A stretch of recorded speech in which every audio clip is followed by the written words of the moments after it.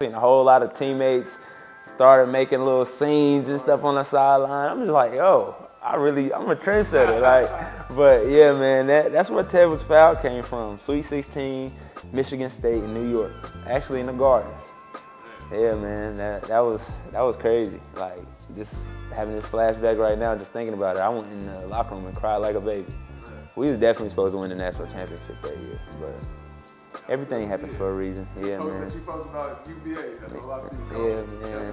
Teven was foul. Yeah, man. It must have hurt them. They still talking about it. Man, it hurt, bro. It hurt. We were dominant. Like, that was a dominant team. That's why y'all had Justin Anderson. Yeah, we had Justin Anderson, Joe Harris, Akil Mitchell, Anthony Gill, London Parentes, me, Malcolm Brogdon. So you playing on this team, I'm like, this man played at Kannapolis, and I'm in high school looking up videos of these people you playing with, like Justin Anderson, all these people. Yeah. I'm like, you went to Brown. I ain't never looked up a video on you or nothing like that. Right. So that just goes to show exposure. Yeah, man. It's crazy. Exposure can make a big difference. A big difference. So I also read that you was a class clown in high school. Oh, man, I was definitely a class clown. I just like to have fun. I'm goofy. So it's just like, as crazy as I was a class clown, but I ended up graduating with a 3.8. Like, I was still smart, but I was a class clown. Same with me, too. Yeah, man, it's just like, it be like that. And you gotta get through the day. Exactly. Especially high school, bro. And I went to Brown. We had to wear uniforms, bro. So it was just like, I already felt like I was in prison over there. So I'm like, dang, I wear uniforms. So we had fun, though, man.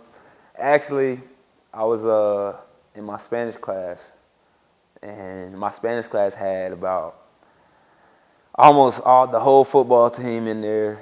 Well, most of the important football guys, and then me and Quez, who were the important basketball guys. This was my junior year, and we would be in there playing around, and my mom ain't no joke. Everybody knows my mom. Everybody knows Tyra Jones. Yeah. Like, so she just popped up to school one day. I guess the teacher called her and was like, yeah, Teven's in here making everybody laugh every day, blah, blah. She just popped up one day. We were being super loud, and the thing is, I had a lot of people in the school that knew my mom. That's how my mom was notorious for being the mean mom. Everybody was scared of my mom. So I got the text, oh, your mom's on campus, blah, blah. So I got the text. I'm like, yo, she coming. And as soon as we sit down, she opened the door. And like, it was, it was crazy. I went on the opposite side of the room and sat and put my hood on, just like acting like I was doing the work. But yeah, man, I was a class clown. A couple teachers hated me because it was just like, I couldn't help it. Sometimes I couldn't even help it. Like, I just needed to laugh. And I was definitely a clown in school. Everybody loved me. From most of the teachers to the administrators, I really never got in trouble. So even though I used to do things to get in trouble, I never really got in trouble because I was a good spirit, man. So they were just, yeah, man. So they let me slide most of the time, but I just like to see people laugh. Is your mom's popping in daily, or she just popped in for that one class? She popped in that one class. Yeah, she popped in that one class, and ever since then, like, in that class, I was chilling. But I knew other teachers wouldn't call my mom. But my Spanish teacher would, because my Spanish teacher spoke Spanish and she had like a little bit of broken English. So I was kind of taking advantage of that. And so, yeah, she had to make the call. She's a lot of options. Yeah. We got a lot in common, from crazy moms to playing football and being better at football, so per se, playing basketball. We also got another thing in common with just losing family members to the street life. Yeah, man. So how did that impact you, seeing close male family members? From growing up with my uncles, seeing them deal drugs, to just a week or two ago, finding out the kid that got killed from A.L. Brown was my cousin. It's been tough, like, especially me on the path that I'm on. It's been super tough, just like not giving into that street life, or seeing people just fall around me daily, or seeing like kids pushed away from school, going to the streets. And it's had an impact on me to where I'm all about positive vibes. I'm all about doing the opposite, which is the legal things or the right things, or leading them to think like, you can do anything other than sell drugs. You don't have to do that to make money. Sure. Like, you can be a hard-working, honest guy. Of course, it's not going to be the easiest thing to do, but you can do that, man. And on top of that, you can be an entrepreneur. You can be an entrepreneur. You can do what I do, which is why I do what I do so much. Like, everybody thinks this is just like easy peasy. Oh, I'm making millions of dollars and I got racks in my pocket. It ain't sweet, because some days I could be up, some days I could be down. Some days I could have a lot of money, some days I could be broke. You know what I'm saying? So with this, it's a lot, but that's what brings the man out of you. Like, that's what makes you a man. And I think a lot of kids or parents don't understand that. Like, they push their kids to do certain things that even if they're not meaning to, they do it anyway, and they don't pay attention to it. So I just feel like I needed to become the voice of the streets to the community, or the voice of the community to the streets and to the school, and just everybody hearing me out. But just seeing me losing family members, me losing friends to the streets just made me want to take a different path and just influence kids and other guys my age to do different.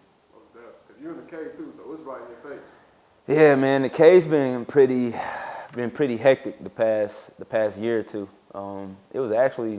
It's been, when I was growing up, it was bad, but it got safe for a little bit, and then now it's just getting right back worse. It's a whole bunch of gang activity going on.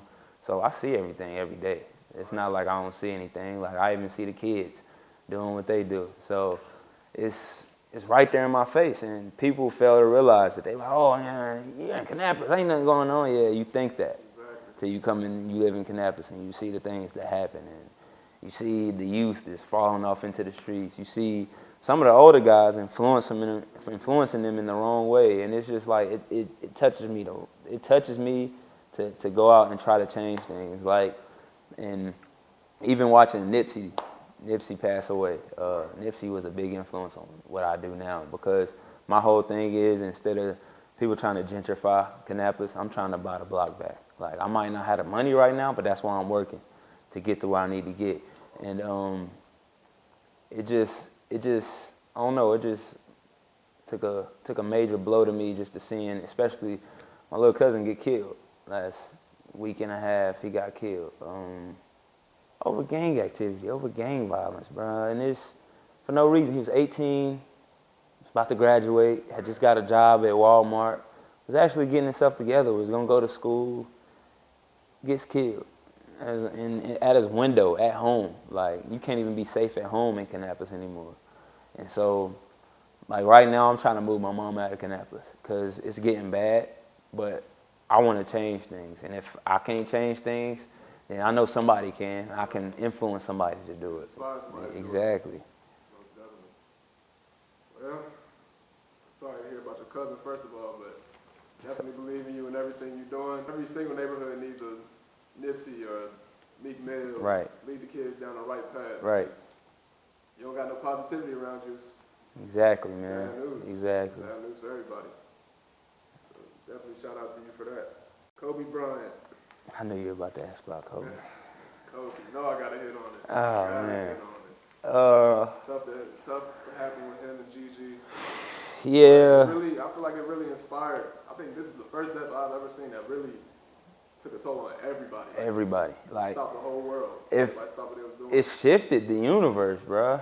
It shifted the world. Like, I've never seen somebody die. Like, I thought Nip, you know what I'm saying, hurt a lot of people, but Kobe, definitely. Like, I remember being in my living room with my grandma watching the finals, Western Conference Finals, and then him going on to play AI, and us yelling at the screen at him and Kobe, at him and Shaq, actually, and cause they were just unstoppable, bruh. And I hated Kobe when I was young because I loved AI and Mike Bibby.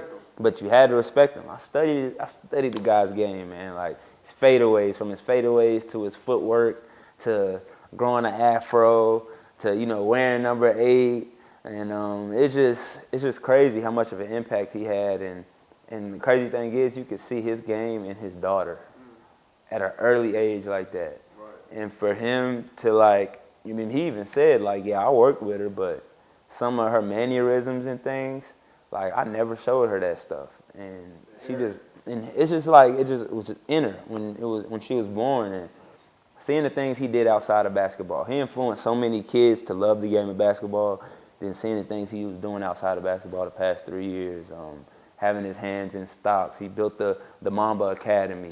Then he got into it with the big pharma business over the Black Mamba, and he wasn't backing down. Just showing kids, especially black young men and just black women, showing them that, you know what I'm saying, you can be more than an athlete.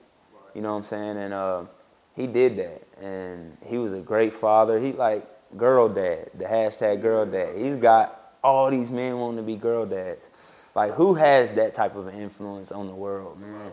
That's a lot of power. And when he died, I was actually playing in my men's league at Hartselle. I had just checked out of the game, and somebody came up to me and was like, yeah, Kobe just died in a helicopter crash. I'm like, yo, that's fake. That's fake. Awesome, like, I'm like, LeBron just passed him on the scoring title with the score and whatnot. I was like, yeah, that's fake. You know what I'm saying? And it just kept going. So I waited a little bit, and then it came out that ESPN started popping up on my phone, and they confirmed it. And I didn't cry in the gym, but I knew it was coming. So I got up, I left out, went in my car, and I cried then because that hurt.